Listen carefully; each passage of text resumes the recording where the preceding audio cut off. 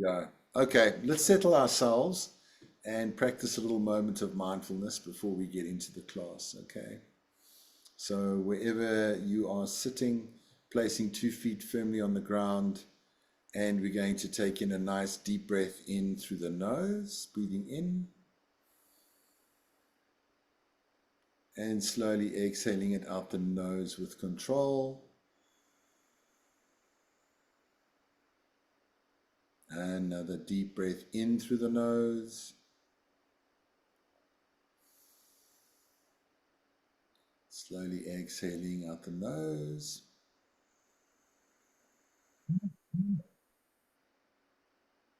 And last big breath in. Opening the mouth, gently sigh the breath out. Now coming to a natural breath. And just breathing normally, naturally, and just feeling the air moving in through the nostrils and going out.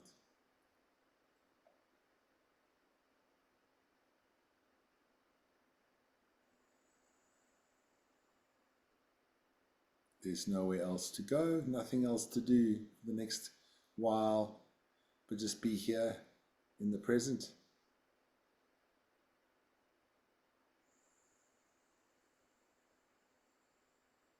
In this moment, everything is fine. I'm safe. There's no need for me to think of the future or worry.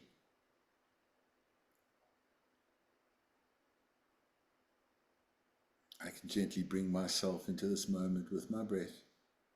And my breath is the anchor into the present. It's a tool that helps me to stay present. No matter what I'm doing, I can always come home to my breath.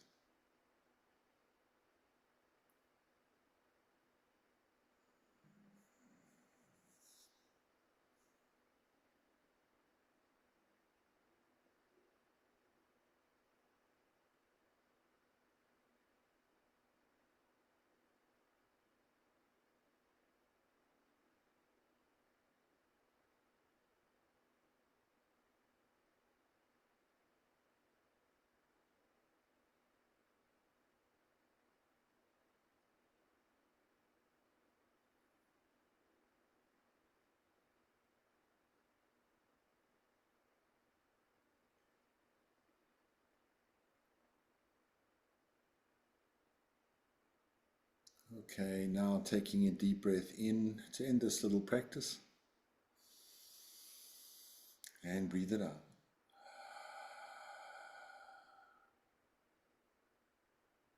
Gently blinking the eyes open.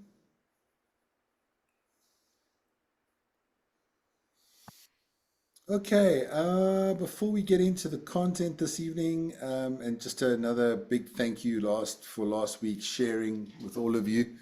It was really, really cool and amazing that we could all just sort of check in, share our story. Um, I'd like to start by checking in around the home practice. Now, don't feel terrorized or afraid. It's just really whatever you could get to, right? So there were a couple of things that were on the that were suggested for the home practices, and it was breath meditation. I'm just going to pop it in the chat. Breath meditation, non-reactivity.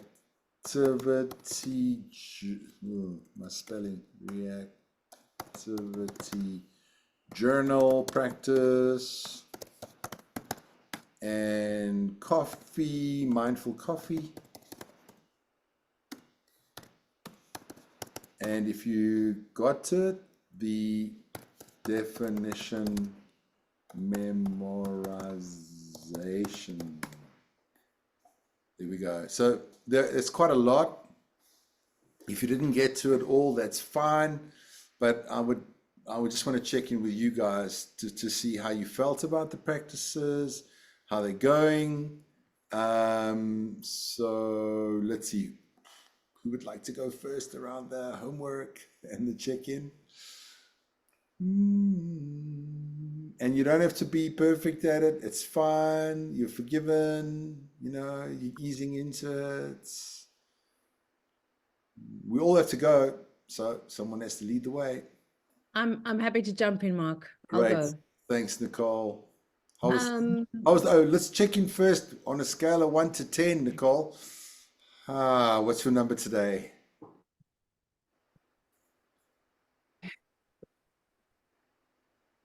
Today will be a 7.5.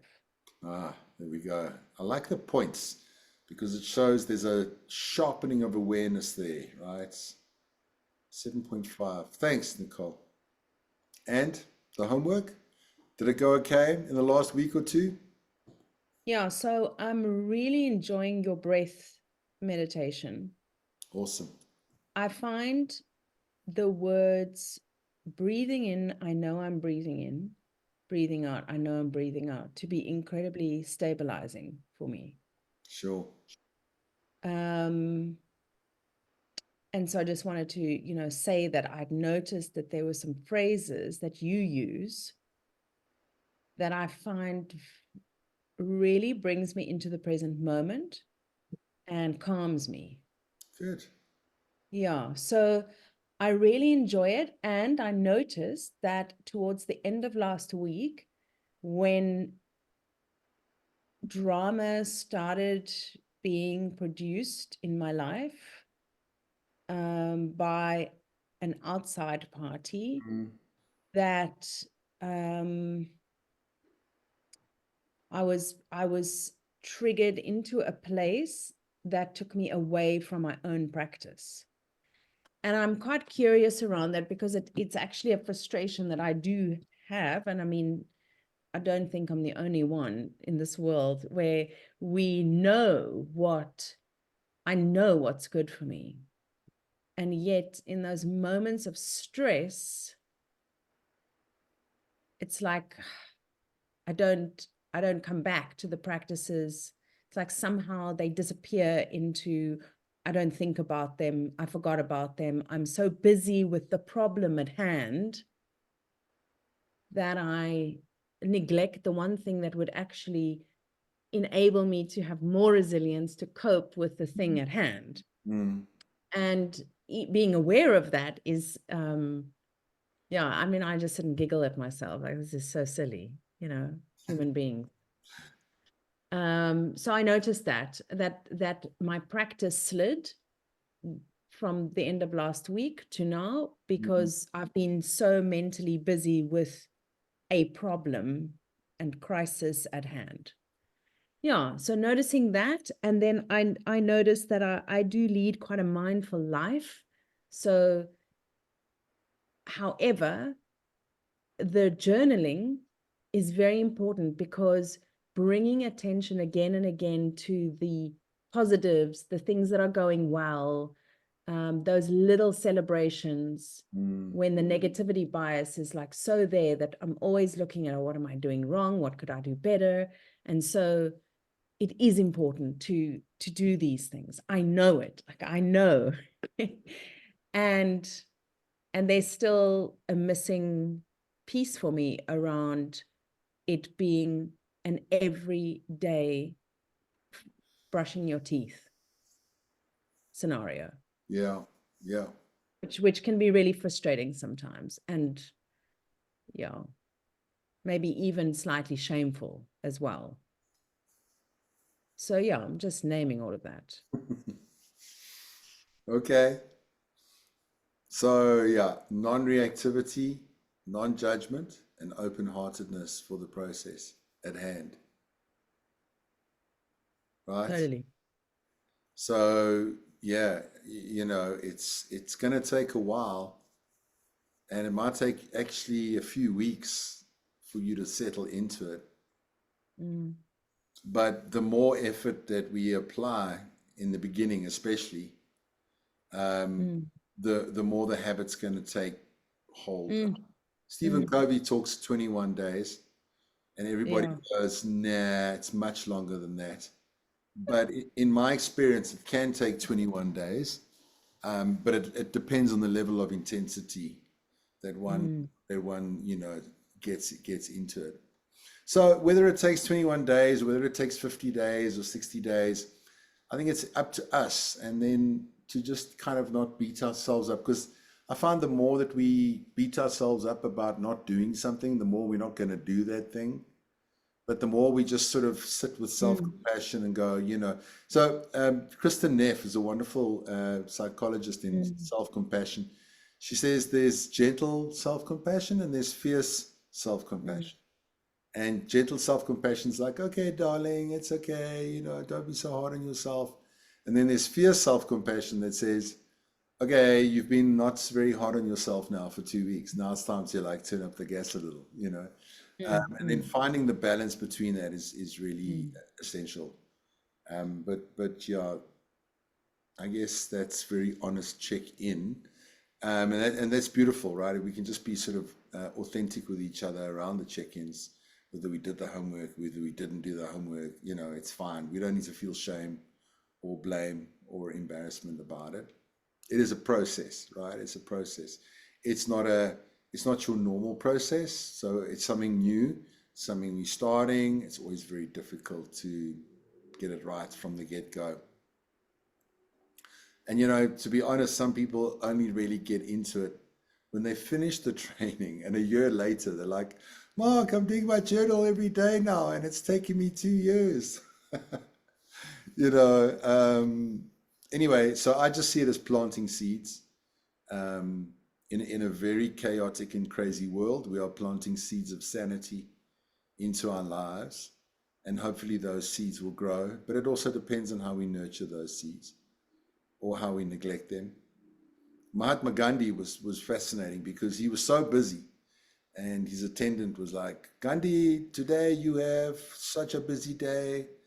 And Gandhi was like, okay, then I'm going to double up my meditation this morning. You know, so Gandhi had this idea that if he doubled up his meditation, the day would go better and the busyness would not be as overwhelming. So I guess we have to remind ourselves of these things when we find that we don't have time for our practice, is that when we make the time for the practice, our day should and could go better. We make up our minds like we make our beds. And if you don't make your bed, every time you walk past your bedroom, you're going to be like, oh, my bedroom, I didn't make my bed, you know. So anyway, Nicole, thank you for sharing, beautiful sharing. And that's all good. Right. Anybody else? I'll go next. Thank you. Thanks, Nicole. Cool. What's your number for today? 6. I'm very frustrated. We went to the Greek embassy or whatever, the global visa center, to get a Greek visa, and we didn't have all the documentation. So we've got to redo and go back. So I'm frustrated. Did you go all the way to Pretoria? No, we went to Houghton, to the center there. Yeah. Well, but besides that, I'm good. In terms of my practices, so I've been, I think, relatively good. I've done quite a few breathing sessions during the week. Okay.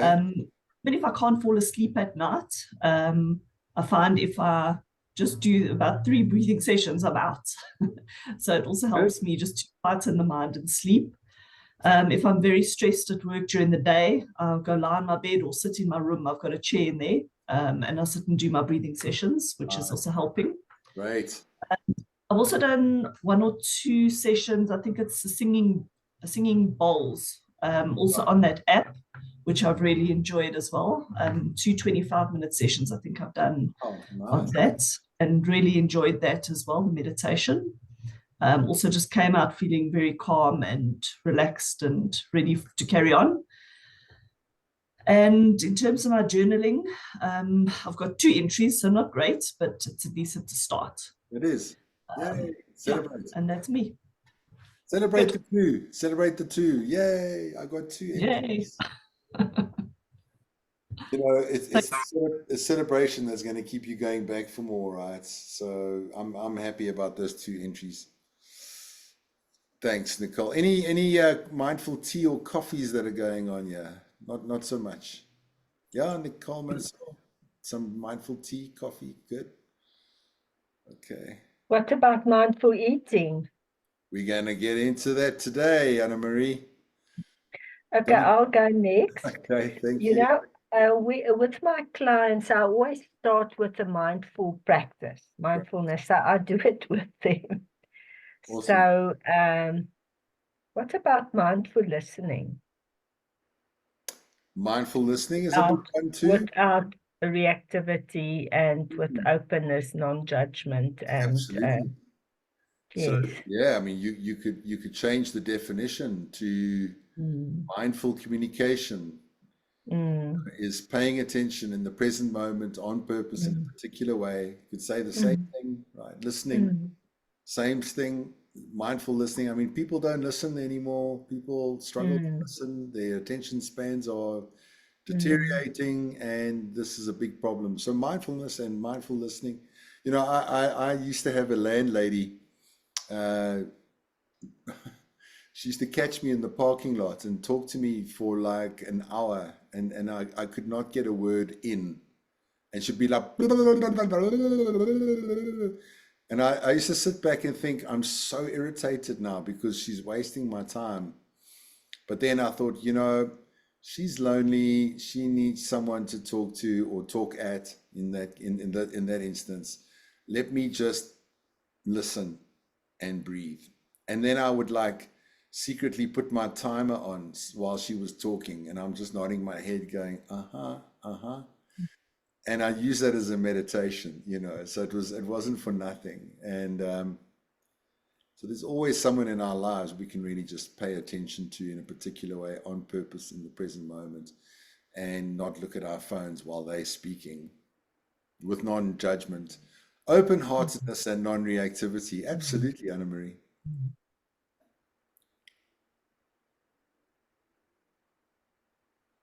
And how have you found the practice, the breathing practices? Yes, I do the breathing. You know, I've done it for quite some time. I haven't really started the journaling, but I always tell them they must journal. But maybe I will definitely, you know, do it from this week onwards. Cool. Because Well, I do believe in it. yeah, it works beautifully. I use it just as a tracking. I don't write long stories. In fact, I write very short sentences. It takes me very quick. And then, you know, it's like, oh, just lost my temper, put it in. Oh, just let that one go. Cool, happy, put that one in. You know, so it's just little, quick little things. I'm not a big writer of long stories. And I do understand that people do that when they journal. I just find if I start thinking like that, I'll never journal because then it requires time. I don't have time. So if I can journal for 1 minute, then at least I can do that, you know. And it works. Great. Okay. Yeah, thank you. Sounds good. Mindful listening to your clients, to your partner. Yeah. My husband, yes. Okay. My children. Yeah. No, absolutely. As long as it's conscious and aware and in the moment. Very much so. Awesome. Who would like to check in next? I can go next. So Great. I'd say today I'm probably sitting between 6.5 and 7. Yeah, there's just been a lot going on that's I've been dealing with, which has kind of pulled me in all directions. And with the breathing exercises, I've not been as consistent as what I would like, but it is something that I keep coming back to. So even though it hasn't been an everyday practice, I know that I can come back to it, and I do come back to it because I feel that difference once I've done those breathing exercises. And with the mindfulness coffee, it's been really difficult. I have done it, and I find that my mind gets pulled and distracted so quickly and easily. to anything that's going around and all of the things in my head, the to-do lists and what's going on with this person and the family and everything. But what really helped was placing my hand on the mug and feeling that heat to kind of bring myself back to it. And Good. yeah, the journaling, it's been really good. And yeah, the journaling also not something I've done every day, but when I find that I either react or choose not to react to something, then I will write it down.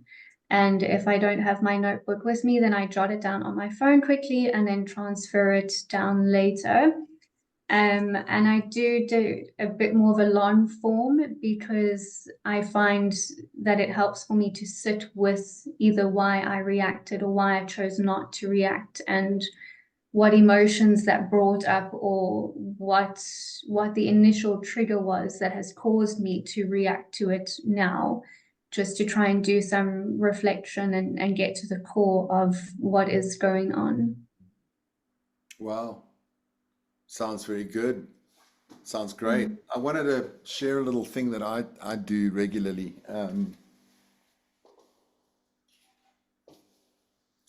So a lot of the time, it's actually quite interesting. In India, the word for mindfulness is sati, S-A-T-I. And it literally means just to recall, to remember. And a lot of the time we don't do our practices because we forget, because life gets in the way, you know. So I tried to set up little triggers.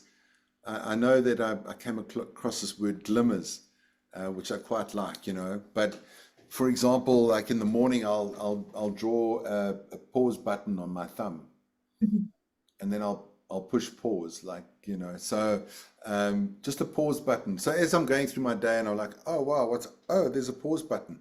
Let's stop for 5 minutes and pause, you know. And it reminds me, it's like the sati, remember that word sati, reminder. Sometimes what I do is I tie a little piece of string around my wrist or a red ribbon or something like that. And then I look at it, oh wow, okay, that's my little glimmer to be mindful. That's my journal reminder, you know. So a lot of the time to build a habit is difficult because we keep forgetting to do it. So as we can set little traps or little, I don't like to negative say trap, but triggers, positive triggers that trigger you to do your practice. So whatever it takes, right? It might be, you know, someone suggested essential oils to put lavender on your wrists, and then every now and again when you catch that whiff of lavender, you go, I'm going to breathe in for a little while and calm down, do my journal, have my coffee, you know. So it's not about like when you're drinking that coffee and you're holding that mug and you're feeling the heat and then your mind is all over the place. The best thing is the intention to practice. Now, it doesn't matter how many times your mind wanders, and it doesn't matter how long you've stayed with that coffee. It's just the motivation to do it. And then if you manage to bring your mind back a few times, then you know that you're doing your brain a big favor in terms of your prefrontal cortex and your anterior cingulate cortex.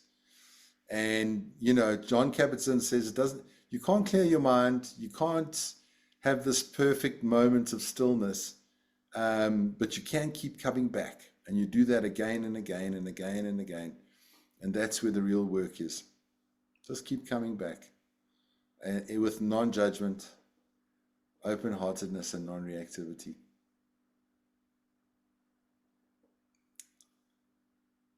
Okay. Good. Rose, you kept on disappearing. I hope you're with us. Are you there? Let's check in with you.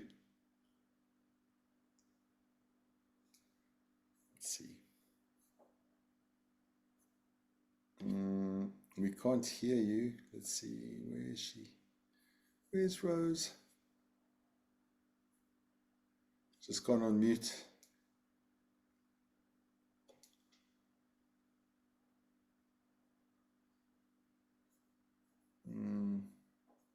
Struggling to hear Rose. I'm not sure if it's the connection.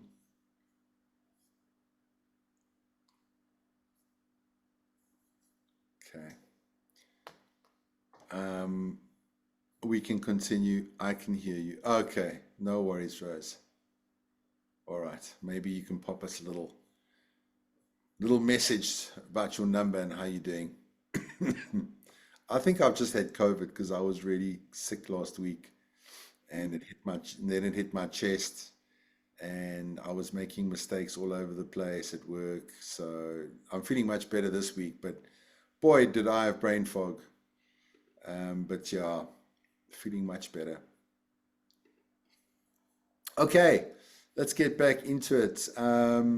Let's see, group chat. I just want to make sure. There we go. All right. So I love this. Well, hang on, wrong thing.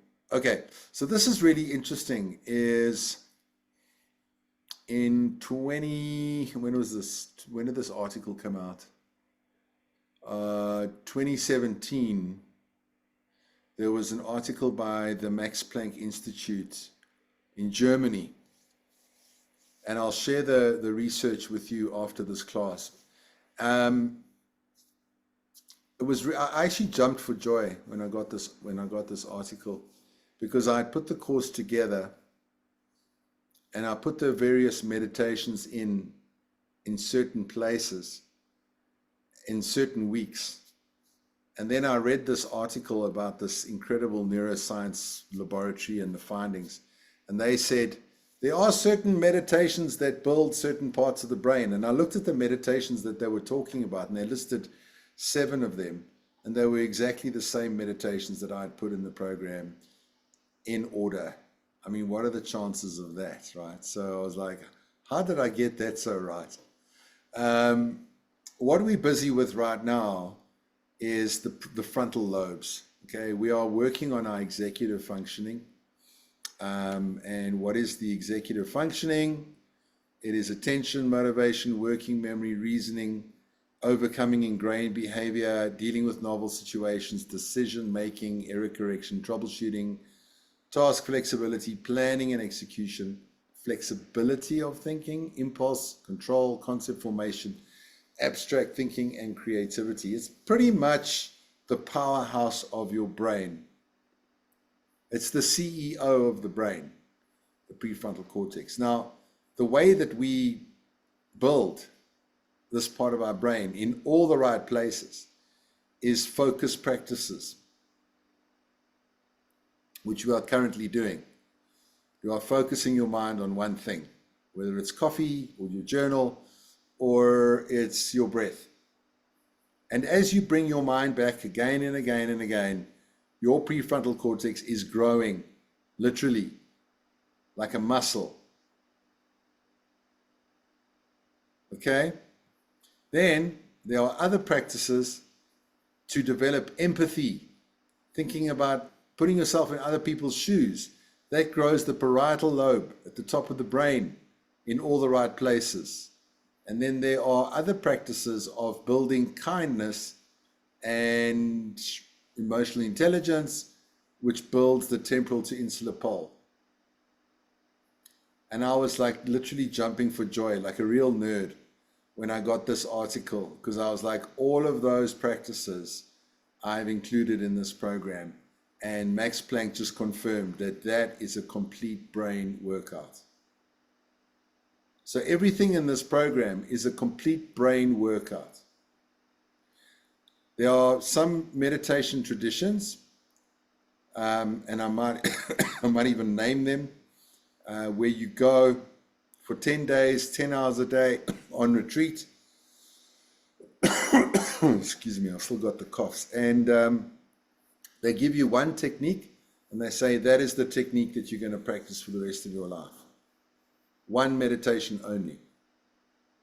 I never agreed with that approach, because for me, it's like going into the gym and just working your arms over and over again. You've got to be working the brain in its entirety.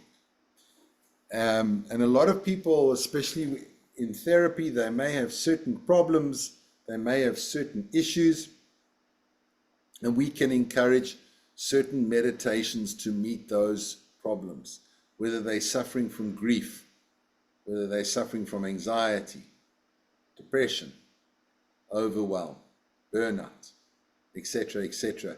There are different practices for different problems. In the same way that there are different exercises for your body, or perhaps different meds for different ailments. Did you guys know this before? Nope. Okay, and it's all based on what we call neuroplasticity, that the brain changes shape according to what you're thinking and what you're practicing. If you are, see, so the amygdala is somewhere at the back here. There's two of them. They're almond-shaped parts of the brain. If you go through the eyes, go through the ears, at those intersection points, that's where you'll find the amygdala.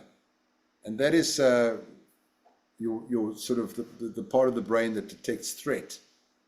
And they found that people that are anxious and stress a lot and worry about a lot of things have larger amygdala than other people. So the more you worry and the more you fear and the more you sort of feel overwhelmed, depressed, whatever, in that state of fight, flight, or freeze, the bigger the amygdala gets. The bigger the amygdala gets, the more you're going to worry, stress, and be in fight, flight, or freeze. So you're training yourself to be more stressed by being more stressed. And there's a part of your brain that's actually growing, making that part very powerful. So what, as George Lucas says, your focus determines your reality. Your focus on what you're focusing depends on the shape of your brain, or the shape of your brain depends on that, right? So interesting, don't you think? Any questions or comments? I got the coughs tonight.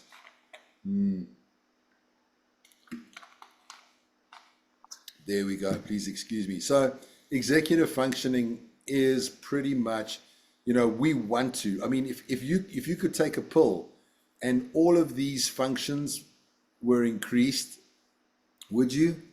I would, without side effects. But there is no such pill. There is mindfulness, right? If you do mindfulness every day, you build your executive functionings. The more you build your executive functionings, the more successful and smarter you're going to be in all of these areas, right? Brilliant. So we're looking at stress in this particular class. Stress is a big impactor on our mental health, as we all know.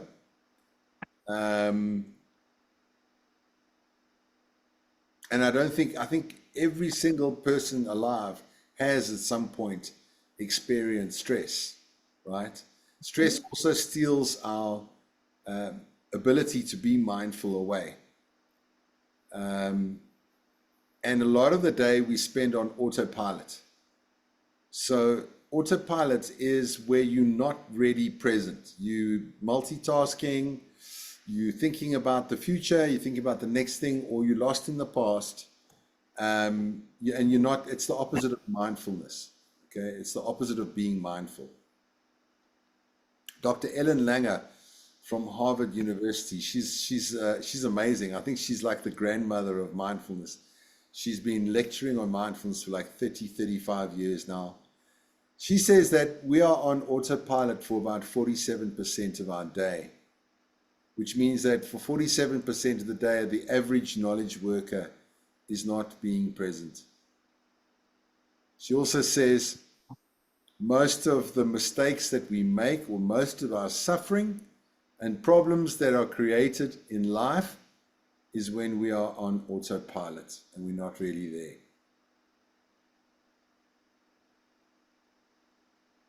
And I see it, you go to the gym and there's someone walking down the stairs on their phone, and there's this long queue of people trying to get down the stairs because the person on their phone is walking, is not like really there. They're looking at their phone, but they can't walk at the same time. And it's irritating. Like, I just want to grab that phone out of their hand and throw it in the pool. because it sucks. I hate that, you know. Someone sitting on the gym equipment, texting their friends and looking at their phone, but they forget that they're actually there to train, you know. I mean, it's zombies, like full-on zombies, and our kids are the worst. And for me, it's a pandemic. It's a severe, it's mental illness. What I'm seeing in society, that people can't even walk up and down the stairs properly, and we're like, oh well, you know, they're looking at their phone, but it's actually a disability to not be present because you're affecting other people around you. Mark, what I'm always amazed with is when a family go out for dinner or lunch, they're all on their phones. Yeah.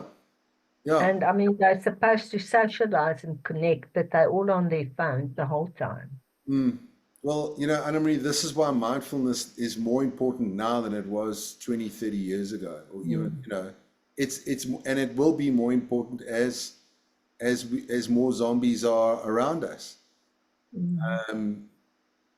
Harvard University did a study that found that if you're doing 3 or 4 things at the same time, you dumb yourself down to that of an 8-year-old child. So you could be a Harvard professor, but if you're doing 3 things at the same time, you have the IQ of an 8-year-old. Doesn't matter what you've studied, doesn't matter how smart you are. If you're going to be on autopilot, you've got no hope, right? And I see this a lot in the corporate space. People are working online, they're listening, but at the same time they're looking at their phone or doing a WhatsApp while someone's presenting, or they're in a meeting and they're typing an email. And people are complaining to me. They're like, you know what? No one's listening to me because I did my presentation. Everyone was supposed to give me feedback, and the feedback was awful. And I don't even know why I spent 30 minutes presenting, because no one was there to listen. But they, you know, they were there. I could see their initials on Teams, but they weren't really there. Doesn't sound good for your career. Stress. Couple of things that cause stress. Well, hair loss, headaches, asthma, weight gain. This is interesting. I mean, weight gain. Apparently, you get flabby from stress, right? And a lot of people lose weight once the stress is gone. So when we stress, the body actually stores fat, right? Stores fat. Diabetes can be caused by stress, bad stomach, gut health, heart disease, and headaches, right? Guys, I wanted this video is brilliant, and I wanted to share it with you. I'm going to share it with you as part of the WhatsApp group. I hope you can all see it. Here we go. Give it a watch.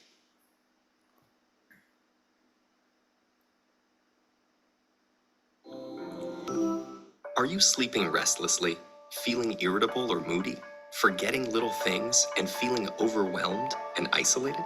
Don't worry, we've all been there.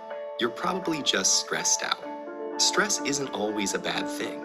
It can be handy for a burst of extra energy and focus, like when you're playing a competitive sport or have to speak in public.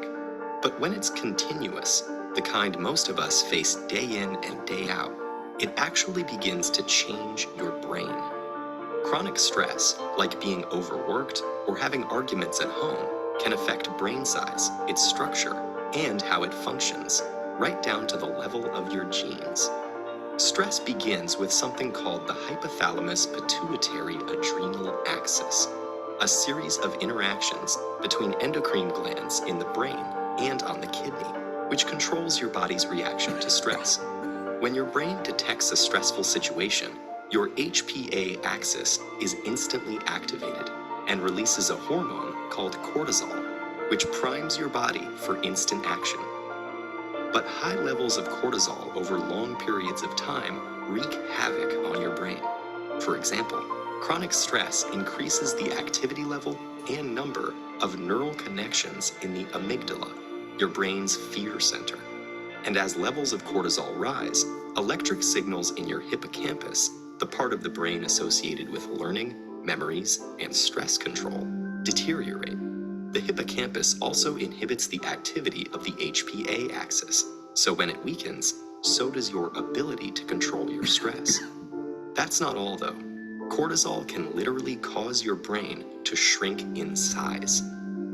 Too much of it results in the loss of synaptic connections between neurons and the shrinking of your prefrontal cortex, the part of your brain that regulates behaviors like concentration, decision-making, judgment, and social interaction. It also leads to fewer new brain cells being made in the hippocampus.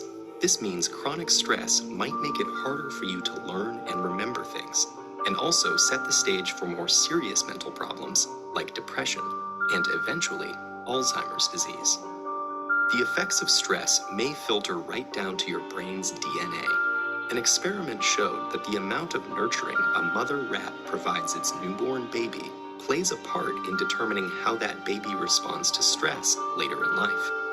The pups of nurturing moms turned out less sensitive to stress because their brains developed more cortisol receptors, which stick to cortisol and dampen the stress response. The pups of negligent moms had the opposite outcome, and so became more sensitive to stress throughout life. These are considered epigenetic changes, meaning that they affect which genes are expressed without directly changing the genetic code. And these changes can be reversed if the moms are swapped. But there's a surprising result. The epigenetic changes caused by one single mother rat were passed down to many generations of rats after her. In other words, the results of these actions were inheritable. It's not all bad news though. There are many ways to reverse what cortisol does to your stressed brain.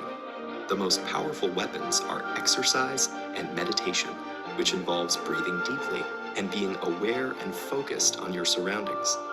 Both of these activities decrease your stress and increase the size of the hippocampus, thereby improving your memory.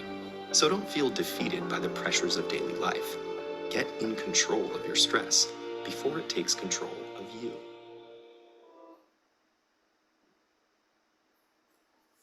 I love that video, and every time I watch it, I learn something new, and I've seen it hundreds of times. Any comments? Would anybody like to sort of, what stood out for you in that video?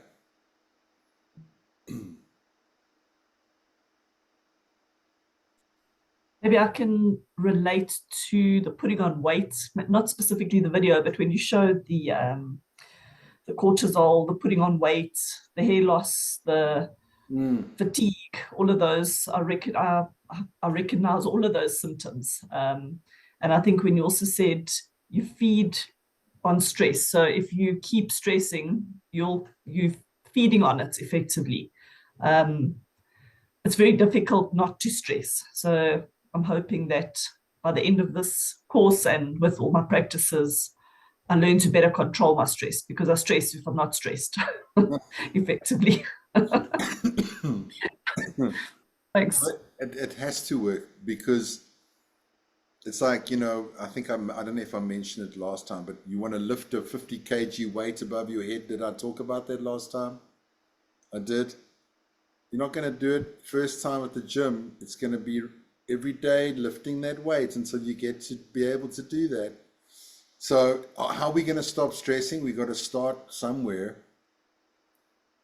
You start to stress and you go, right, I'm going to focus on my breathing. Right, what am I hearing? Birds chirping. What am I looking at? You know, you divert your awareness from the stressful thought, and we get good at that. When we get good at that, we are able to then choose what reality we want to focus on, rather than our mind being blown, you know, like a leaf in the wind. Wherever it lands, the wind picks it up and blows it off again.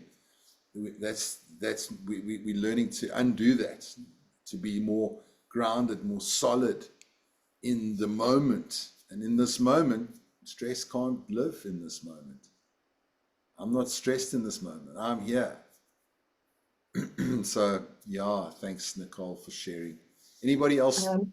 Yes, Mark, what I also often find, and what I also said here, is a lot of stress, and they tend to get forgetful, and they start thinking there's something wrong with them. Mm, And what it says, it has a direct impact on the hippocampus, hippocampus. so that people, that they realize they're not getting dementia or Yeah. whatever. It's just all the stress.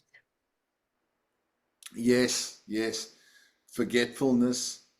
Don't know where I put my keys. I walked in. Think about it. You walk into your house, you put your keys down. If we were mindful of where we put our keys, Mm. then we'd find them. But how many times do we, oh, where did I put my keys? Where did I put my keys? And you start freaking out because you're late for a meeting and you can't find your keys. And if you just put your keys mindfully in a good place, you'd be more relaxed and not so freaked out. So most of the problems that occur when we're on autopilot, we didn't know where we put our keys. And then it's a panic, So I make a habit of walking into the house. What am I going to do? Put the keys in the freaking keyring place, man. And I mean, I found keys in the most ridiculous places, down sides of couches, like in the bathroom, under the bed duvet. You know what I mean? Like, what? How did that happen? Just put the key in the keyring, dude. Be mindful. And there's a whole lot of stress that gets alleviated. That's why Ellen Langer says, when we're on autopilot, we are just causing ourselves more and more stress. More stress than we even imagine. Thanks, Anna Marie. Any other comments on the video? There was a lot in it, right? Yeah, for me, what stood out was the test on the rats. It's one that I'm familiar with, but I think it's very impactful when you see how it impacts not just you, but everyone that comes from you, and Yep. how it spreads down, down into the family. Totally. You got kids, Kerry? No, no, I don't. But yeah, it's something that's really good to note, because even for us, we can think and go, okay, if we're this stressed, let's look at our mom or dad and their parents and see how it spreads from there. Stress is in the DNA. Yeah. In the DNA. It's like a living thing in your DNA. Your non-ability to manage stress is in your DNA. Or your parents' lack of ability to manage their stress has become your problem. It's not your problem, but it is. It's not your fault, but it is your problem. Yeah. Absolutely. And I think that brings home the importance of practicing the mindfulness and becoming aware of it. John Kabat-Zinn called his program the MBSR program, Mindfulness-Based Stress Reduction Program. It's very famous, the MBSR program. Mindfulness-Based Stress Reduction. Right? So stress is something we can manage in a mindful way. Yeah, it's fascinating. Epigenetics, wow. So much, but like the video said, we can change it. It can be reversed if the nurturing mom gets swapped, right, and is with the stressed out pups. They can change. So it's this whole nature nurture idea. Yes, we can be born messed up, but we can change. Yes, we can be born amazing and we can get messed up along the way.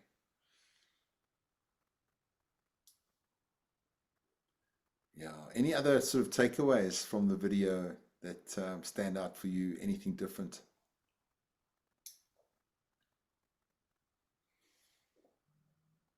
Okay. There was something. Oh, one more thing that I wanted to add. So I was in a therapy session with a client this morning, and I said, "What do you do for your mental health?" And he said, "I ride my bicycle." And I was like, "Yeah, but what do you do for your mental health?" So he doesn't have a mental health practice. And whenever I speak to people about their mental health, they say, yeah, well, I go to the gym, I work out, I go running, and that's what I do for my mental health. No one ever says I'm working on my brain directly. So everybody says healthy body equals healthy mind.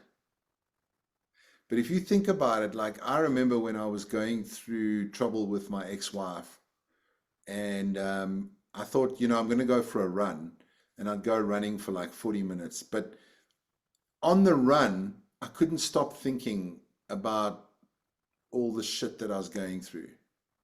So I came back from the run actually feeling more stressed. Yeah, sure, I had endorphins going on, etc. But sometimes I came back from my run angry just because of the thoughts that I had in my mind when I was going for a run. Because I'd be running past people's homes that were also part of the problem. And I was going, you asshole. And I was getting angry on my run, right? So it doesn't necessarily mean that just because you went for a run, your mental health's going to be okay. It can help, but it's not the main thing. It's a subsidiary exercise.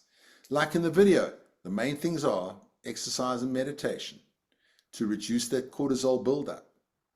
When that cortisol builds up and up and up, that's going to cause a chemical imbalance. Do you know what happens when you have a chemical imbalance in your brain? That's trouble. That's when you got to go to a psychiatrist, and they got to try and balance that imbalance with meds. And it's a luck of the draw. If they get that right, you're lucky.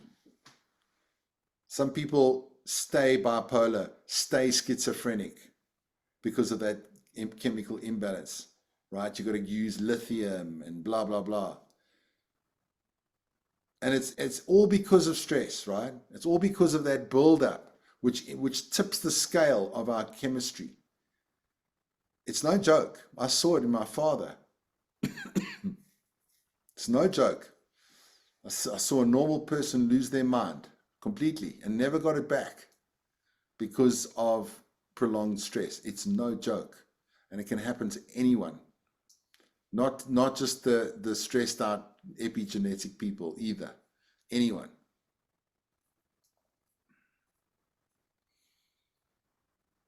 So, okay, let's stop being so bleak. Here we go. Let's get back to the slides. I enjoyed that one. Always do.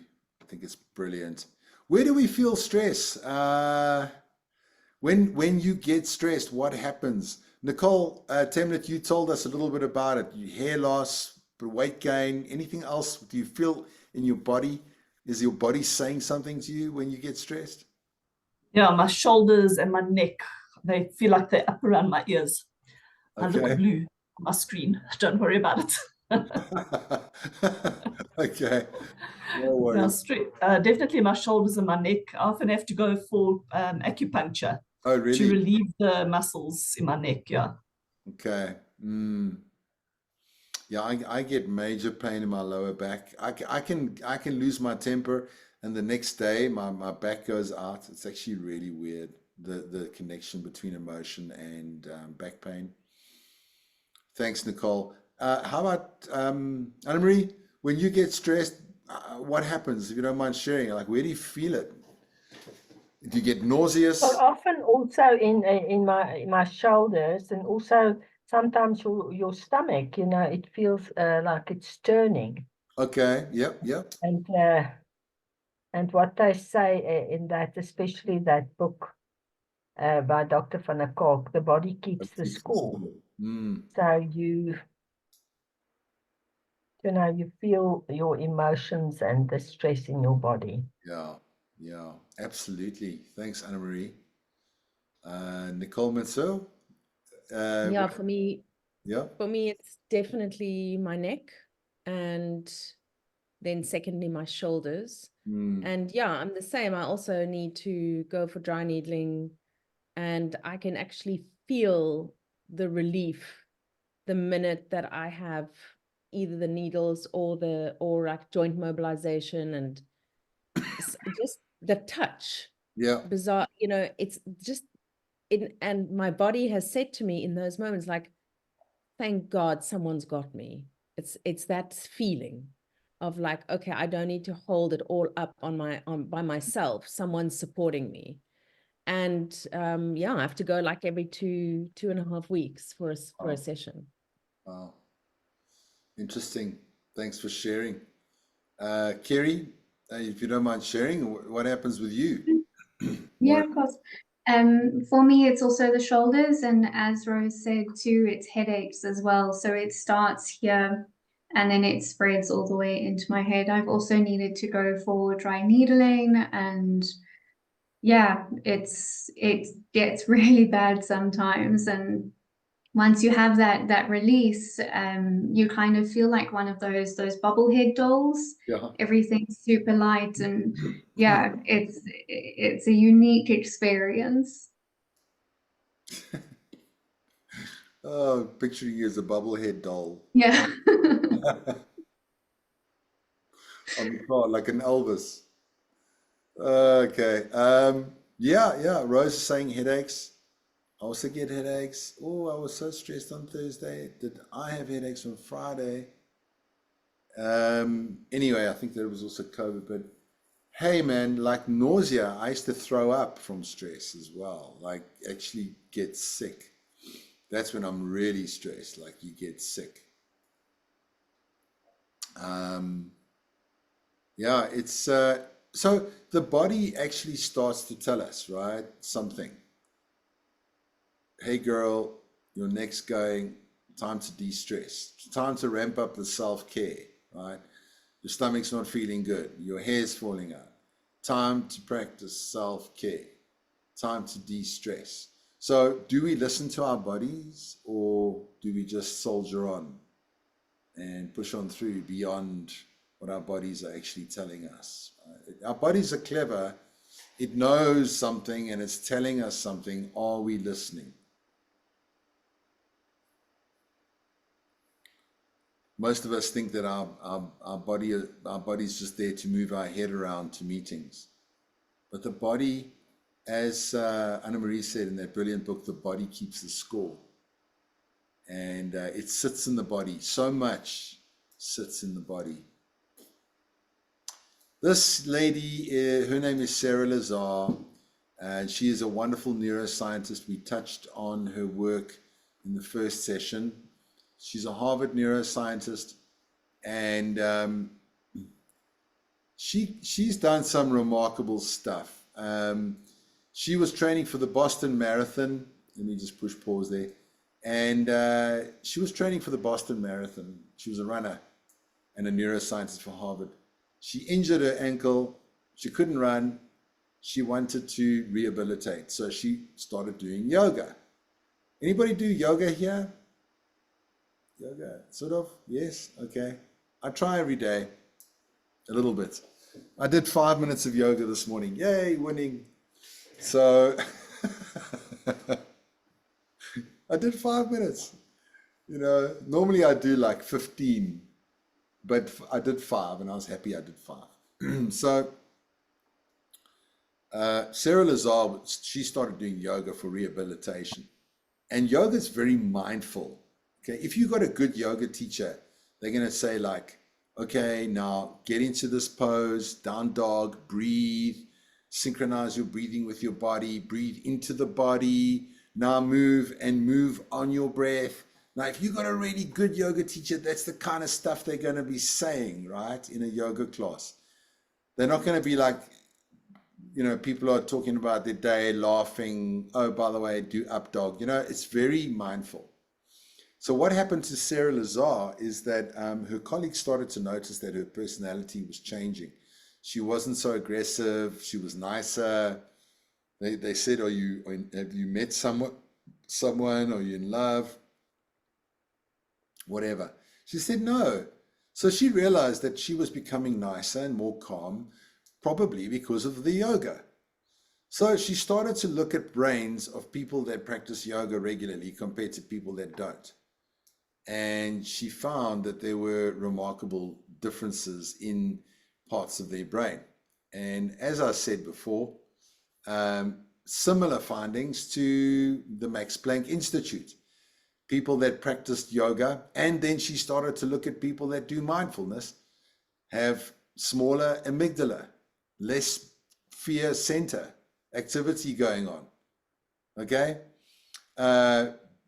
Better shape in the prefrontal cortex, nice pronounced anterior cingulate cortex, which is responsible for regulation, a healthy hippocampus where, you know, we have access to learning and memory. Parietal region, top of the brain, also looking good. Insular to temporal pole, looking great. So she began to find differences in the brain between yogis and non-yogis and meditators and non-meditators, which was astounding. So neuroscience is now confirming whether you think mindfulness works or not, it works because it's evident in the brain. You know, you can think, oh, you know, lifting weights for my arms don't work. Meanwhile, you've got these big arms and you're saying it's not working, right? The brain is changing shape. And we all have brains and they all change shape. And there's certain practices that I'm introducing to you based on science that work. Okay? It's like saying, I've been brushing my teeth for ages, but it doesn't work. It works. You know, you brush your teeth and you go, is it whiter? Oh, no, it's not. I'm going to stop this. You know, you got to keep brushing. You got to keep doing it. Mindfulness works for everybody, right? There is a little bit of a debate going on. A lot of people ask me, can you teach mindfulness to people that are severely depressed? What do you guys think?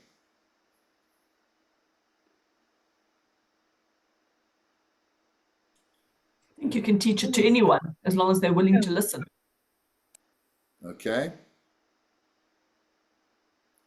The comments, sir? There's obviously a lot of talk around the trauma sensitive stuff.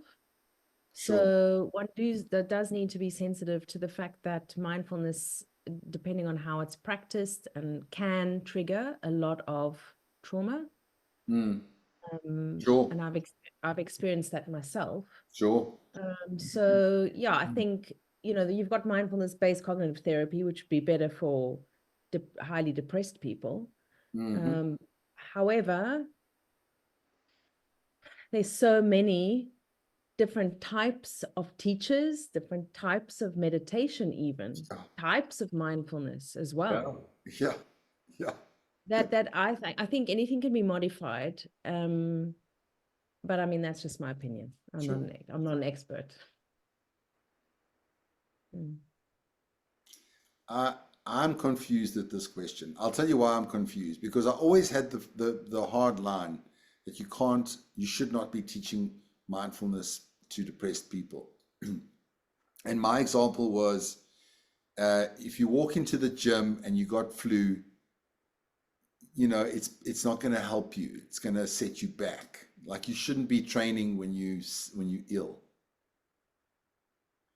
But then, having looked at Jon Kabat-Zinn's work, he was doing his 8-week program with people who had severe depression, and the findings were that a lot of them actually stopped taking their antidepressants because they found that mindfulness was better. Science is saying that mindfulness is as effective as antidepressants. I would say, way more better, but the hard, concrete evidence is that it is as effective as antidepressants without the side effects. I was taking antidepressants 2 years ago. I pulled out the warning thing. It said, this might lead to suicide. I don't know if anyone's seen that. It's in the antidepressant disclaimer. So how can something that I'm taking lead to suicide? And it's in black and white in the warning. I'm taking something to avoid suicide, and it's saying, warning, warning, this can cause suicide. I'm like, what? WTF? Anyway, I'm confused. So it's as impactful as in antidepressants according to science. I don't know. I think it can help people with severe depression. Nicole Mansur's got a very good point. Nicole Temlet, yes. For me, I've tried to teach mindfulness to people that are severely depressed, and they see it as an insult. They don't want to hear it. Often when people are severely depressed, it's very difficult for them to put one foot in front of the other, to make themselves a good meal, to drink lots of water, to get good sleep, and to exercise is almost impossible for them to do. And if you suggest those things, which are the parameters to your wellness, they think that you're being nasty or being horrible.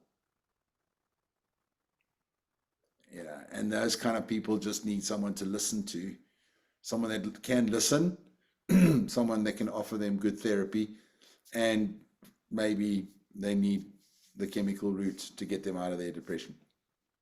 I don't know. Depends on the patient as well. But it's a question I ask a lot. So thanks for answering.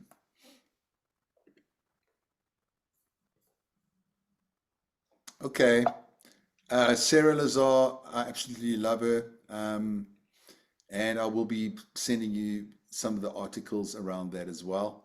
Interestingly enough, taxi drivers in London. I lived in London for a while, and geez, I had to catch one of these babies at midnight. It cost me like £35 to get from northern England down south. Just broke me, and that was 1997. So you can imagine how much that was in those days. Anyway, I'm not going to complain. Before GPS, London taxi drivers had to memorize and know every street in London. Did you know that? They were quizzed. That's how you passed. You had to memorize and know where every street in London was. So if someone got in your cab and they said, go to Windsor Avenue, you'd know exactly where to go. So what neuroscientists did is they looked at the taxi drivers' brains before GPS. Then GPS came along, and they didn't have to memorize anything anymore. They took the same taxi drivers and scanned their brains again, and they found that their hippocampus shrunk. Now, your hippocampus is where we access our memories and our learning. And it was pronounced, it was strong when those taxi drivers had memorized all the streets. It deteriorated when they used GPS. Therefore, once again, highlighting the fact that the brain is a muscle. If you use it, great. If you don't, you're going to lose it.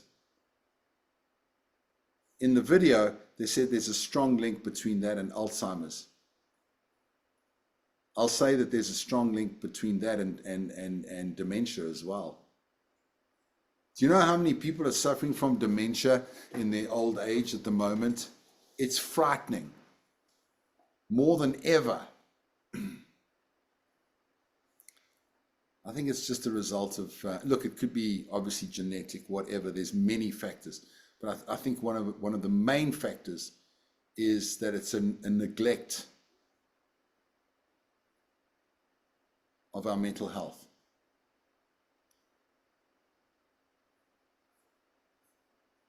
But Mark, I spoke to a medical specialist the other day, and he said he's retired now. He has a lot of time to focus on all the articles and everything. Okay.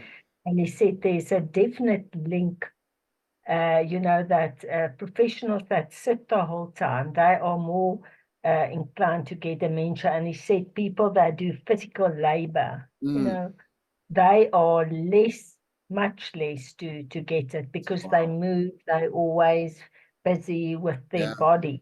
Interesting. Thank you for sharing that. I would agree. In fact, they say, Anna Marie, that if you sit for longer than an hour, it is the equivalent of losing 11.5 minutes on your life. Sure. Equivalent of 2.5 cigarettes. if you sit longer than an hour. That's the effect on your health. Not just physical, but I would think mental as well. So they say sitting is the new smoking. Mhm.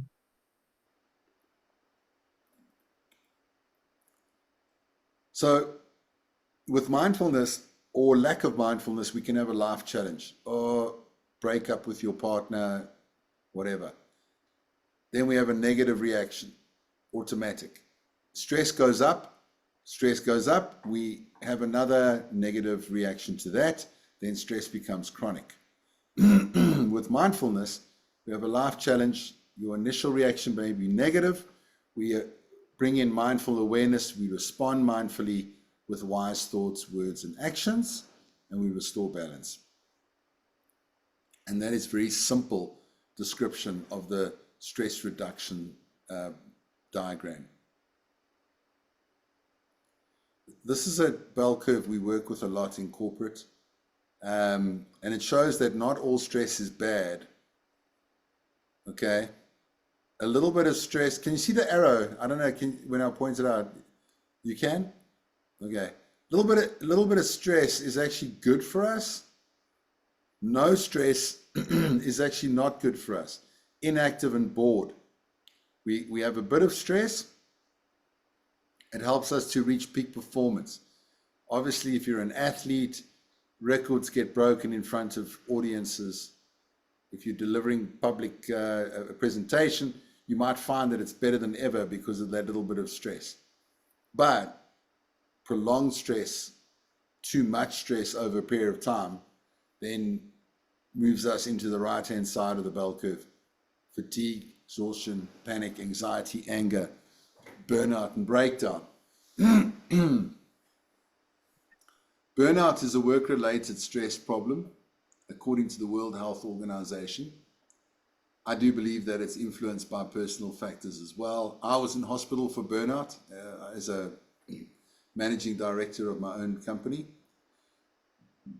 Overworked, burnt out, breakdown, couple of days in hospital. Sometimes people experience burnout and they don't go back to work. The longer that you are booked off work, the less chance it is that you will go back. I've seen it in my own family, and I've seen the research on it as well.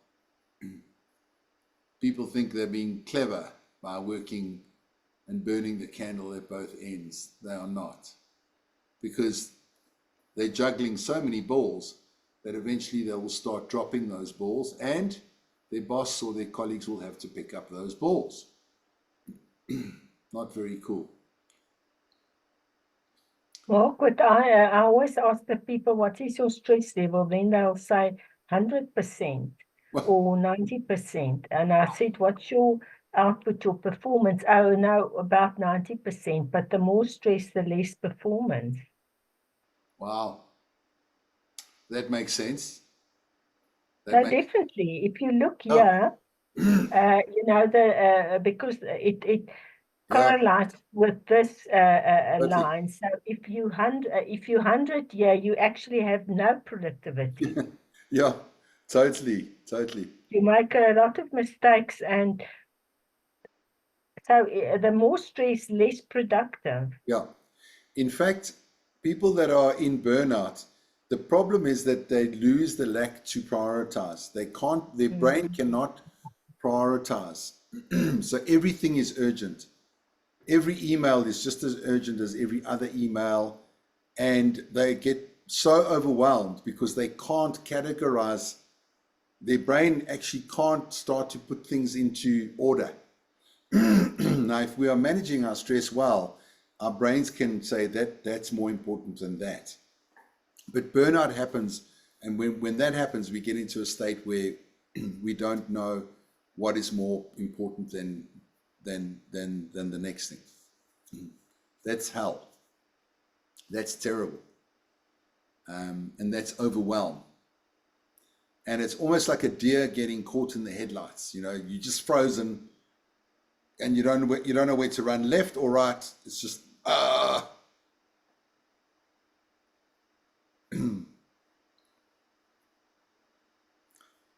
I once used this at APSA, Nicole Temlet, in a team.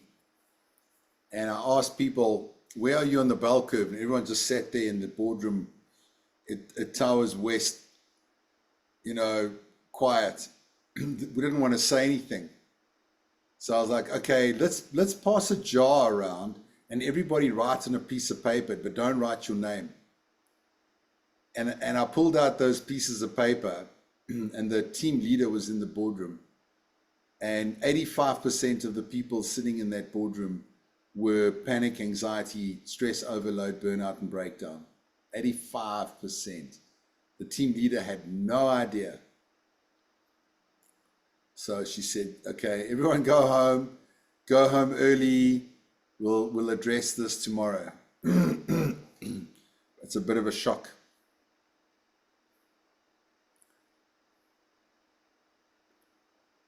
Mark Twain said the worst disasters in my life never actually happened.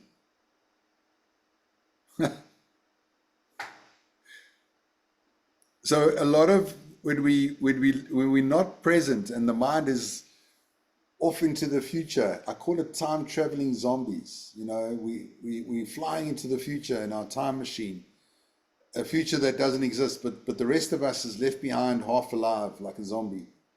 And Einstein said, worry is a misuse of imagination. So when people tell me they don't meditate, I say that's the biggest load of bull I've ever heard. Of course you meditate. Do you worry? They say, yes, I worry. Ah, there you go. You do meditate.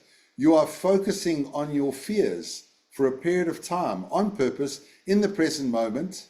Well, in the present moment, they're thinking of the future in a particular way. But their mind is stuck in their worry, and that's their meditation. So why not stop that and get out of the, you know, I got a song for you guys. If you're happy and you know it's overthink. If you're happy and you know it's overthink. If you're happy and you know it, give your brain a chance to blow it. If you're happy and you know it's overthink. That's what we do, right? We overthink. Sorry, I've got so much phlegm today. Didn't realize until I started talking too much. Think about Einstein's quote. Worry is a misuse of imagination.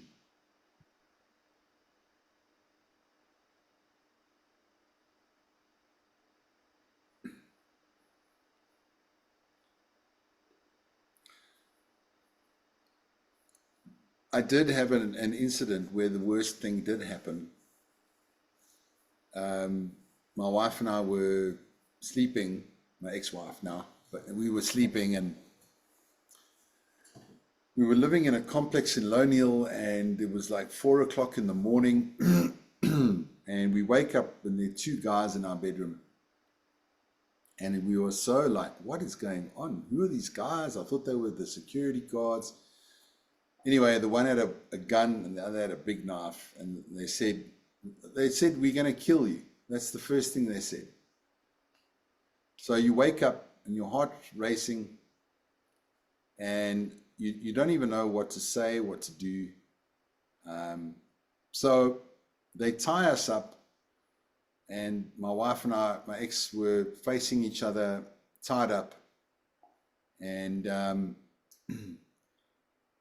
I don't know, there was something in my ex-wife's eyes that were triggering these guys. They were really getting cross with her.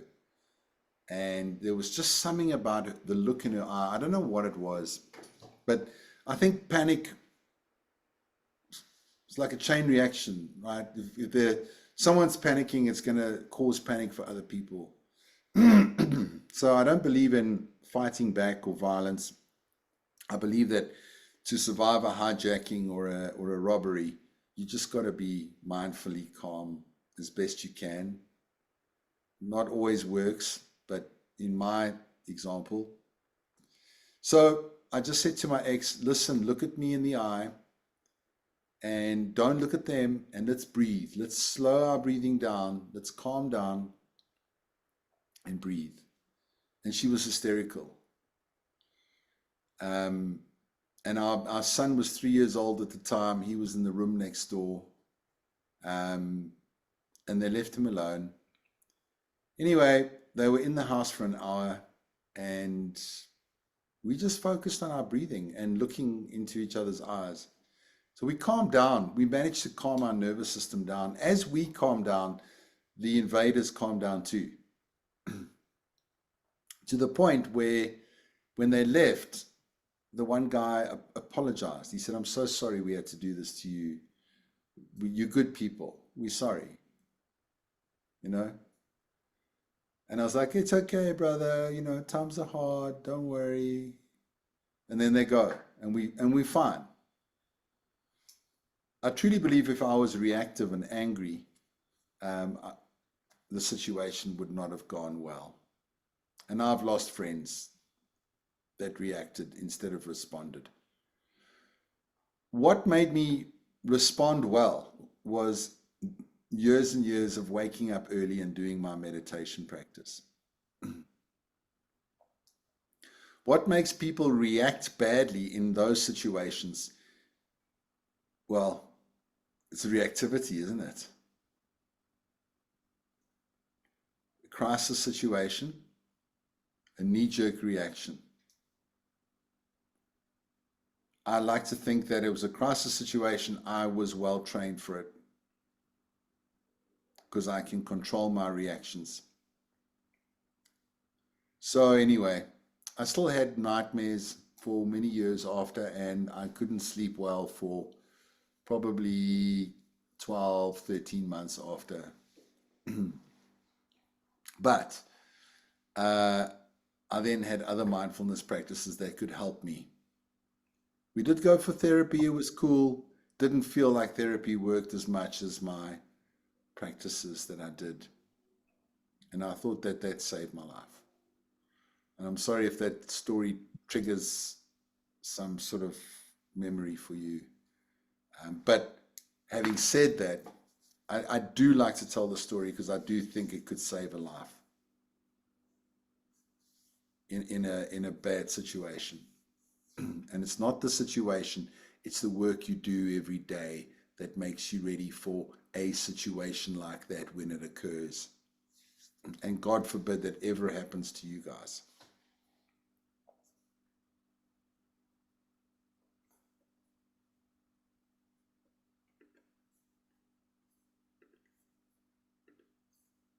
Okay, bend or break. Right, I'm going to just jump past that. So Dr. Viktor Frankl, he wrote Man's Search for Meaning, brilliant book. Love that book. It's an absolute global bestseller. He was a prisoner of war in a Nazi concentration camp in World War II. Incredible book. The book talks a lot about it. It's all about that, and also about Dr. Frankl's logotherapy, which he developed. His work, his research was done in the concentration camp, which he had to hide from the SS guards. He literally pasted his work against his body and managed to get it out when they were liberated. Here's this quote: "Between stimulus and response, there's a space. And in that space lies our freedom to choose our response. And in our response lies our growth and our happiness." Between stimulus and response, there is a space. In that space lies our freedom to choose our response. And in our response lies our growth and our happiness. And that's why we're journaling non-reactivity. And that's why we make space in our day for our meditation and our coffee practice. So when we get good at making space, space naturally starts to occur. For example, one gentleman that did my program, he was like a businessman and he was very busy. And after the program, I saw him like months after, and I said, "So, tell me, is the program working for you? You know, he said, "Yes, it is." I said, "What's happening?" And he said, 3 seconds. I said, what are you talking about, Jeff? 3 seconds? Yeah, it's given me 3 seconds. I said, what? I was hoping you're going to say 10 minutes of meditation, journaling, mindful coffee, whatever. He said, I just give myself 3 seconds before I answer anything or do anything. 3 seconds is really not a lot. But still, he gave himself 3 seconds, and he said that changed everything. And I think I remember my parents teaching us, before you say or do something, you must count to 10. Just by doing that, we are able to bring our nervous system out of the fight, flight, or freeze state as best we can. Right? Because if we're going to say something when we're in the sympathetic nervous system fight, flight, or freeze state, it's probably not going to be very nice. It's probably going to get us into more trouble. Okay?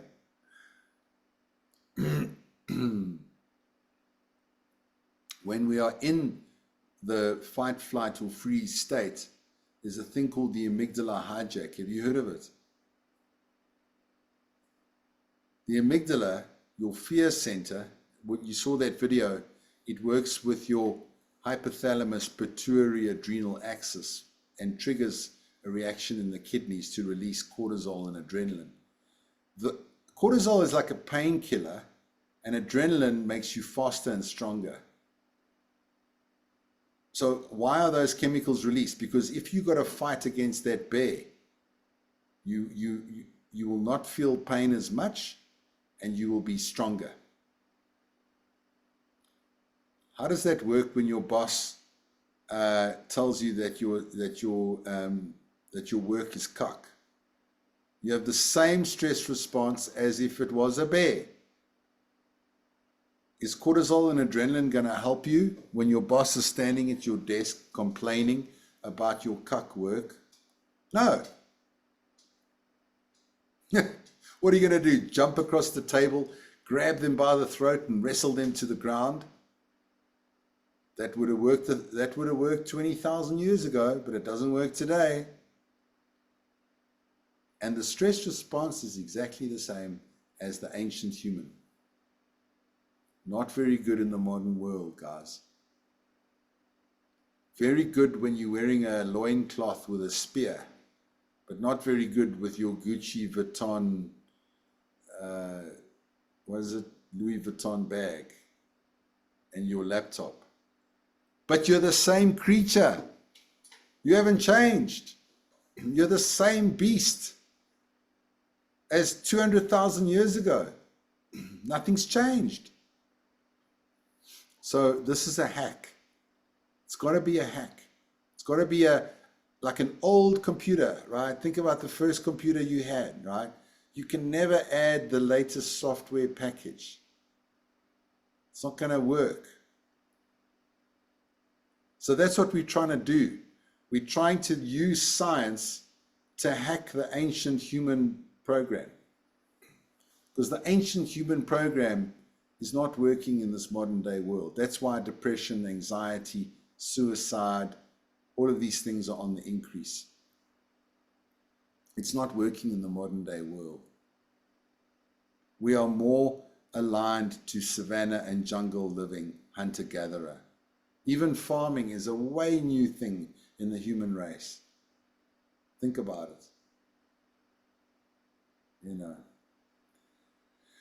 So it's important to create a space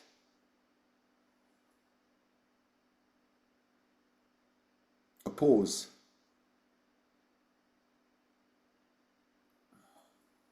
Throughout your day, so that the spaces become spontaneous for you.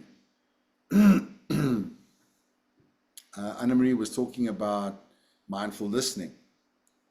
And a big part of mindful listening is when the person's finished talking, that you wait for 30 seconds before you reply. Now that's a long time. It could cause absolute anxiety, but that's the kind of brief that I got. Wait before you answer. So what that does is it lets you listen to that person without formulating your opinion and your ideas. And then you form your opinion and your ideas once they've finished speaking. Then you can truly listen to that person. If a person feels truly heard, that relationship's going to be wonderful, whether it's work or home. Okay?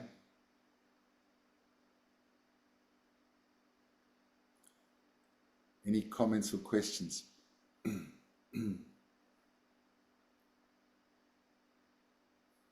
right. What you can also use, Mark, is a rubber band.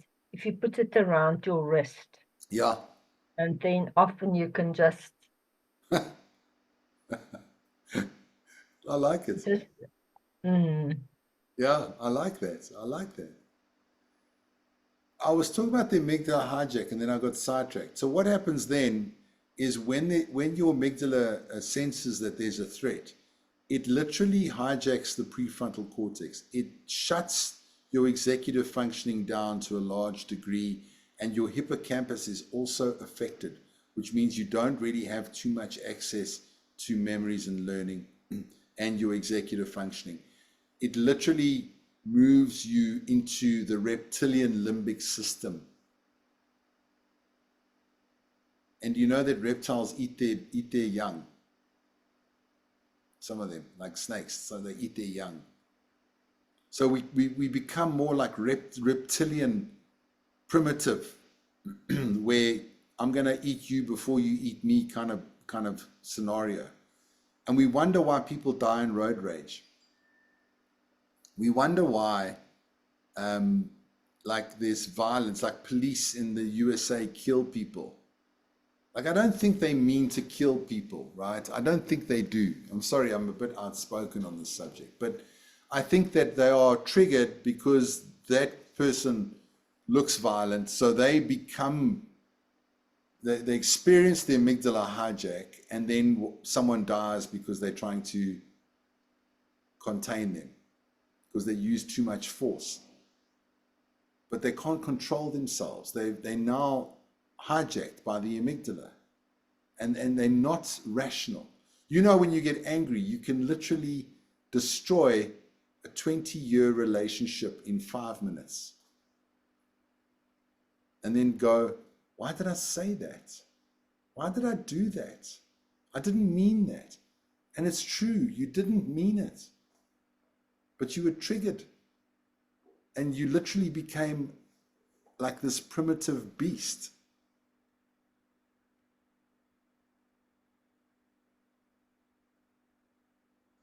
So this is why responsiveness and reactivity have to be managed mindfully. And the more mindfulness we practice, the more we build the anterior cingulate cortex, which is behind the prefrontal cortex, that regulates what we say, think, and do. It's a gatekeeper. It's when you catch your words before you say them. Did I tell you about the guy that my sister was working with, the head injury guy? You wanted to have sex with her. Did I tell you? No. Okay. Yeah, he had damage to his ACC. He could not control his thoughts. Whatever he thought came out. And he was telling me, a complete stranger, how he wants to have sex with my sister. Oh, yes, you shared that. Yes. No control over that part of his brain. Very sad. Very, very sad. Hectic. But a lot of people without brain injury, because they haven't trained, because they're not being mindful, they have high reactivity, can't control their emotions, can't control their mouth, and shoot off. I think we all know someone like that.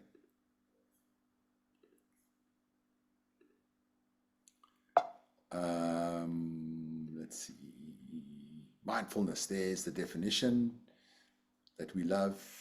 We're going to memorize. Okay. Okay, let's get into a practice, a mindfulness practice.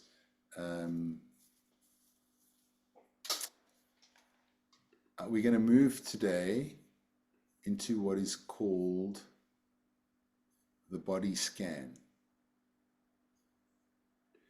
And it's a shortened version of what Dr. John would do. And I'm infusing it with gratitude. So I've added my own little spin on it. For this practice, you're welcome to stay sitting. Or if you want to lie down, you can, if you have a little couch nearby or a bed. But at this time of night, you might fall asleep. So that's fine. Maybe just continue sitting. You can turn your camera off if you like. So, you know, if you want to get into that relaxation.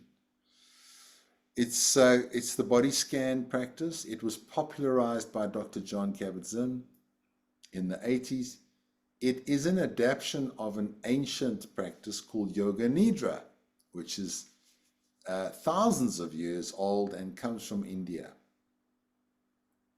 However, there are differences. The body scan is an awareness practice, and the Yoga Nidra is a relaxation practice, but both are mindful, very similar. All right, so let's get into this. If anybody suffers from, insomnia, this is the practice to do at night in bed, okay? It works like a bomb. All right, let's get into it. Let's take a nice deep breath in through the nose and sigh the breath out.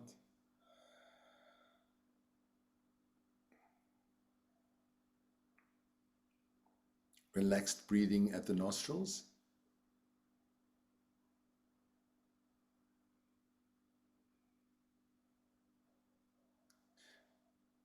Be mindful of your toes. Give them a wiggle.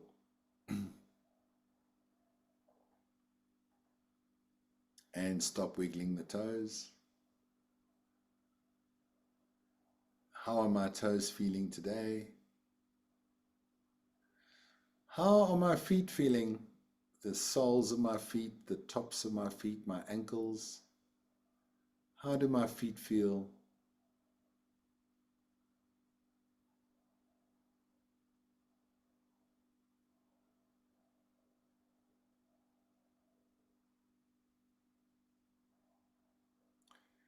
Just observe any sensation or lack of sensation in the feet.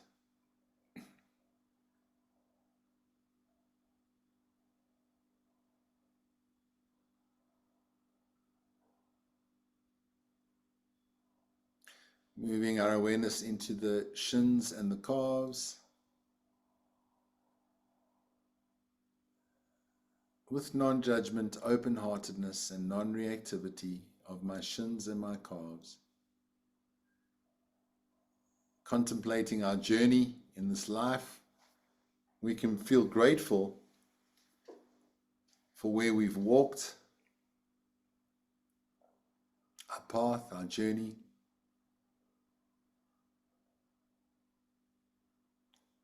Bringing awareness into the knees. Sometimes there's a history or a story, injury, whatever in the knees. Let go of that past and just experience the knees now. Any sensation or lack of sensation.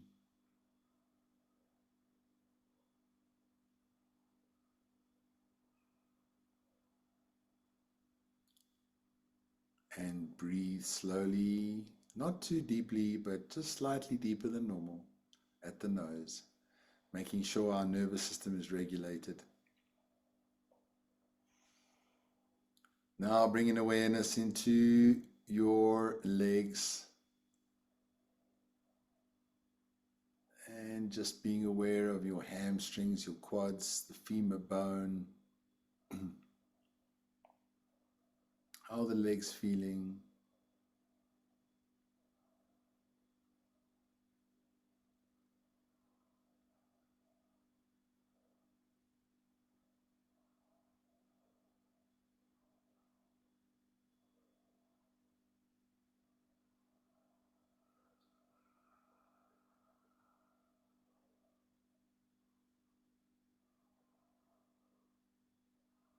I'm grateful for my legs. I'm grateful that when I wake up in the morning, I can stand, my legs support me, they work, I can walk. I'm so grateful for my legs. Feeling the contact with your seat underneath you, your bum and the cushion, feeling supported. Bringing that awareness across the pelvic region and into the groin area and reproductive organs. Just shining the light of awareness into this region, being fully present.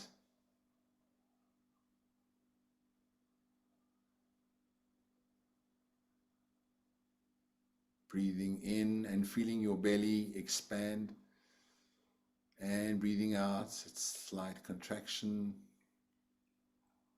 Being aware of your tummy and your internal organs that are working for you. I'm so grateful to my digestion system, my kidney, my liver, my spleen. And if you don't know where it all is, fine, it's fine. They're all working, keeping you alive.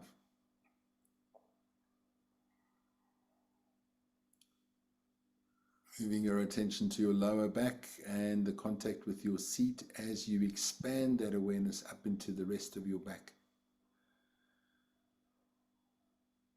And breathe into that.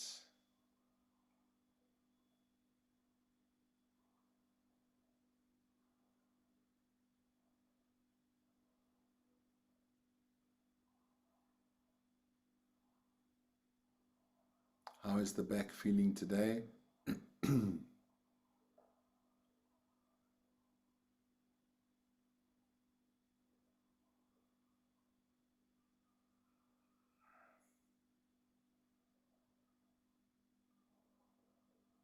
Cascading your awareness across the rib cage into your chest. Take a deep breath, feel the chest rise. Exhaling, feel the chest drop.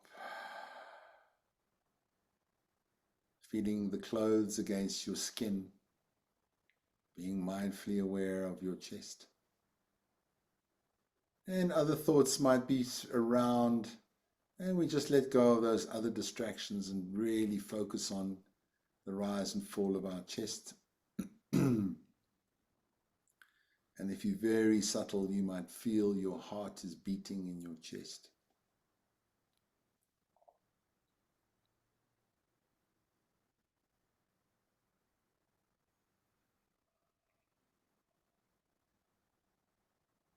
Good. Breathing in and moving our awareness into the shoulders, place where there's a lot of stress.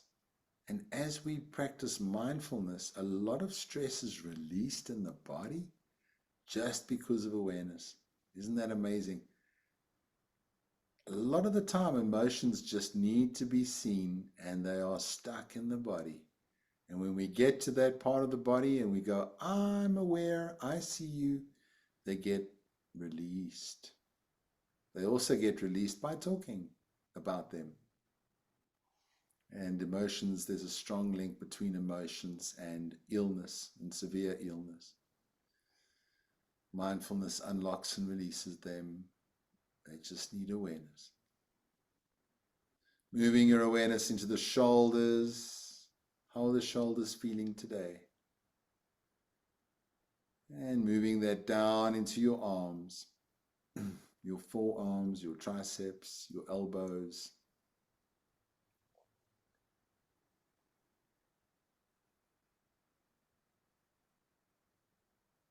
And now open your hands. Feel the strength of them being open. Move your fingers and stop moving. And think about your hands. So grateful for my hands, the work I do, the emails I type, the things I write, the seeds I plant, the tears I wipe away, the caresses, the food I make. I'm so grateful for my hands and for what I do.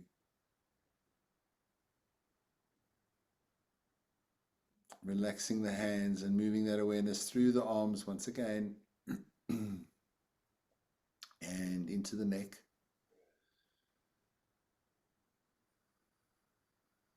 Soften the jaw. Often when we're stressed, we clench our jaw without knowing. We grind our teeth at night. The more we practice softening, the less we will.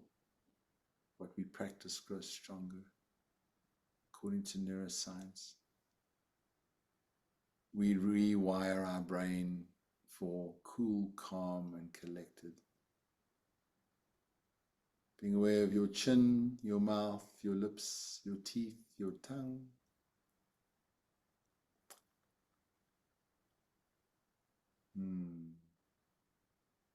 Breathe in through the nose. Be aware of your nose.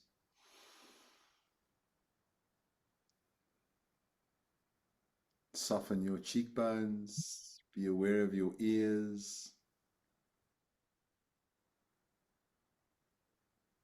Your eyes. Soften your brow.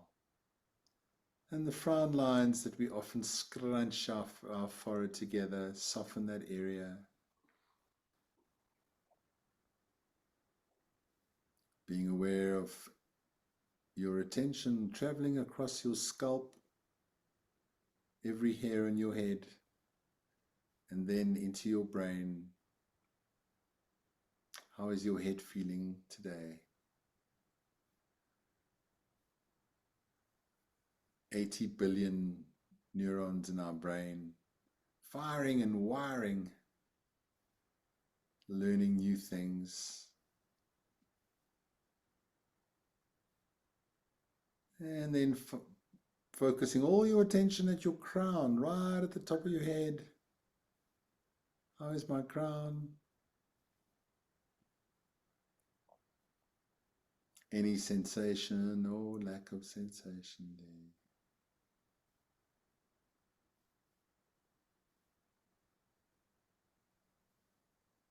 And then finally, bringing awareness to your skin that surrounds your body.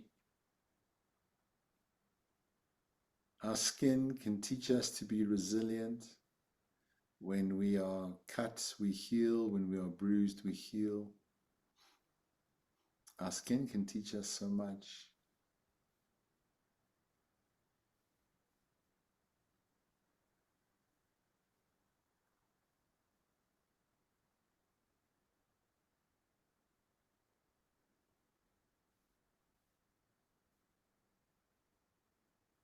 Let's take a nice deep breath in through the nose as we release the awareness of the body, and sigh the breath out. And in your own time, gently blinking your eyes open and coming back to me.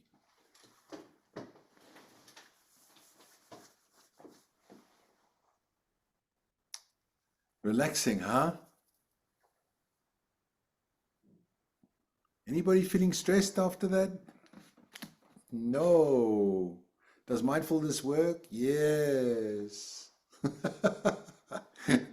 No stress. Okay. No stress. Nice. So why does this work when you want to sleep and you can't sleep? Think about it. You're lying in bed, and as I said, what Einstein said, worry is a misuse of imagination. As you are thinking of tomorrow and you're worrying, what's happening? Fight, flight, or freeze. What's happening when that happens?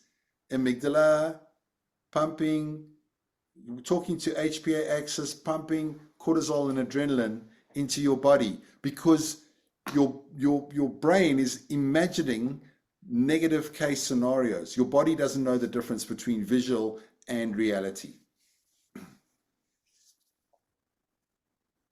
So when you worry about something, you introduce a stress response. How are you going to sleep on adrenaline? No. So the way to short circuit that is by saying, right, I'm not going to think about that meeting at 8 o'clock tomorrow morning. And then your subjective mind says, that's a good one. Good luck with that. And then the observer mind goes, no, really, I mean it. The most important thing we can do right now is sleep. Did you see my little cartoon with the brain and the messaging? I made that. It's brilliant. So it should win an Oscar. It's on the WhatsApp group. And that's a conversation between the observer mind and the subjective mind. So the observer mind says, left foot. And the subjective mind goes, I don't want to think about left foot. I want to think about problem meeting tomorrow. And the observer goes, left foot.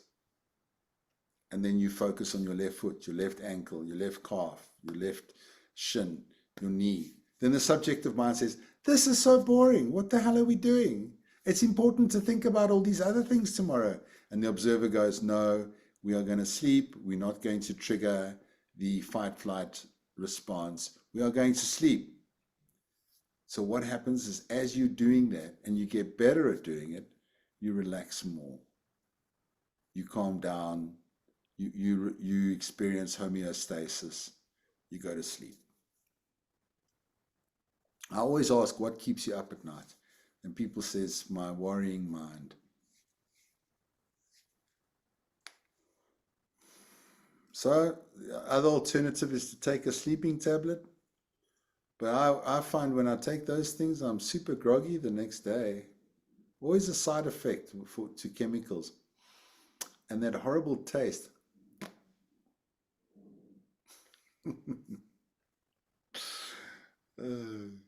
Okay, let's come back into the home practice and then we can end this session. Right, there we go. So we're going to continue with our journaling of non-reactivity, but we're going to add gratitude into the equation. Why? Because everybody loves to journal gratitude, don't we? So at the end of the day, check your reactivity and write down maybe in the morning 10 things to be grateful for. I like to do that in the morning, and then I like to reflect on my reactivity at the end of the day. So actually this picture should be the other way around. Gratitude should be on the left and non-reactivity on the right, perhaps. Okay? Sorry. When we practice gratitude, try every day to practice different. So like, don't say every day, I'm so grateful for my husband, so grateful for my husband. Then day 2, I'm so grateful for my boyfriend. I mean, I'm just joking. But you know what I mean. Just try and, find different things to be grateful and go subtle. Okay. Do you guys do gratitude journaling? Is it something you do? Yeah. Okay. It's a major rewire of the brain, and brings us out of negativity bias. Okay. Remember, there's this quote by neuroscientist Rick Hanson. Your brain is like Teflon for positive and Velcro for negative. And that's also because of the primitive beast that always had to be anxious in a very hostile world. Right? We're still the same beast. We'll do that next. Yeah. So mindful eating. So we're going to still carry on with our coffee, tea practice, but we're going to also enjoy eating things mindfully. And I love mindful eating, especially when I'm eating my favorite dish, which is paneer makhni from Vikram's in Lonial. You don't get a better paneer makhni. Actually, banjara is not bad either with garlic naan. So it's a great practice when you're eating that dish that you love. Maybe it's breakfast or it's lunch. Just once a day, try to eat without looking at your phone or your computer. And smell, observe, be in the moment, non-judgmental of the food, be aware, savor it, eat it slowly. Okay? I'll send you more.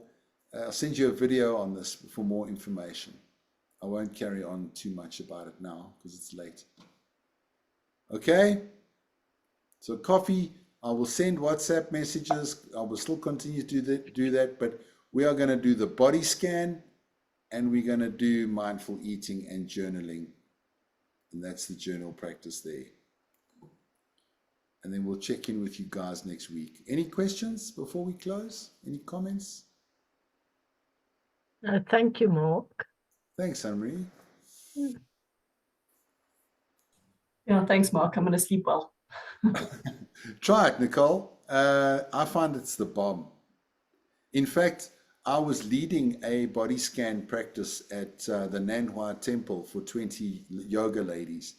The worst thing I did was lie down and lead it because I fell asleep in my own meditation. And my head was tilted back, so I was snoring. And I wake up to see 5 ladies looking down at me. And they say, I think he's awake now. So they were lying there waiting for me to obviously keep going. And then there was silence for like 5 minutes. So they're just lying there. And then they hear the snoring. And it was me leading the practice really well. Like complete fail. So as a mindfulness facilitator, never lie down and lead a meditation. Okay. Rule number 1. Especially men, they tend to snore a lot. Thank God I didn't fart. Or maybe I did. I don't know. I was sleeping. All right, everyone. That's it for tonight. Thank you for attending. For those that didn't make it, I hope you watch the recording so you'll be ready for next week. Have yourselves a wonderful, mindful week. And I'll be popping in, visiting you on the app as well, just to see how it's all going. All right, we'll end there. Thank you, everyone. Thank Thanks, Mark. you. Thank you. Thanks, Mark. Thanks, everyone. Cheers. Yes, Bye. bye, everyone. Thanks, Rose. Bye.